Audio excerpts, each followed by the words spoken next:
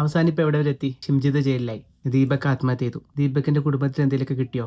Government സൈഡിൽ നിന്ന് എന്തെങ്കിലുമൊക്കെ കൊടുത്തോ? രാഹുൽ ഈശ്വറും ഫൈസൽ മലബാറും ചേർന്നിട്ട് 2 ലക്ഷം രൂപ കൊടുത്തിട്ടുണ്ട്. അത് മതിയോ അവർക്ക് ജീവിക്കാൻ? ശരിക്കും ഇപ്പൊ ആർക്കാണ് ഇപ്പോൾ ഇവിടെ നഷ്ടപ്പെട്ടിട്ടുള്ളത്? ദീപകിന്റെ കുടുംബത്തിനല്ലേ? വലിയൊരു അത്താണിയല്ലേ ഇപ്പൊ നഷ്ടപ്പെട്ടു പോയിട്ടുള്ളത്? ഷിംജിതിന്റെ അവസ്ഥ എന്തായിരിക്കും? കുറച്ചു കാലം ഷിംജിത് ജയിലിലുണ്ടാവും. അതിങ്ങനെ ഷിംജിത് പുറത്തിറങ്ങി നടക്കും. ഒരു കുഴപ്പമുണ്ടാവില്ല. എല്ലാവരും ഇതൊക്കെ മറക്കും. ശരിക്കും ഇവിടെ ആരാണ് സേഫ് ആയിട്ടുള്ളത്?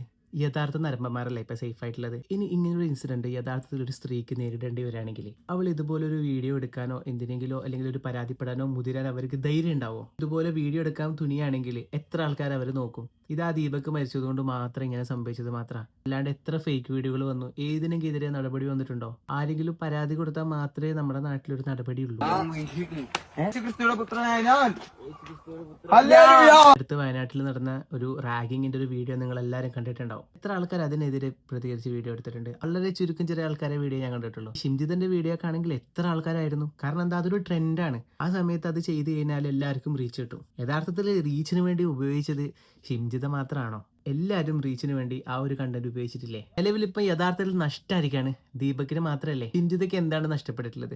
നിനക്ക് ഇങ്ങനെ ഒരു ഇൻസിഡന്റ് ഉണ്ടായാലും നീ എന്താ ചെയ്യാ?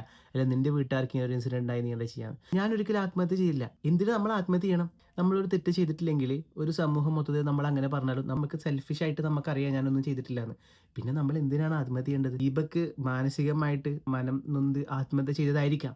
എന്നിരുന്നാൽ കൂടി ഞാൻ ഓരോ പുരുഷന്മാരോടായിട്ട് പറയാം, ഇതുപോലുള്ള ഇൻസിഡന്റ് ഒക്കെ ഉണ്ടാകുമ്പോൾ എടുത്തു ചാടി ആരും ആത്മഹത്യ ചെയ്യരുത്. അവരിപ്പോൾ അനാഥരാണ്.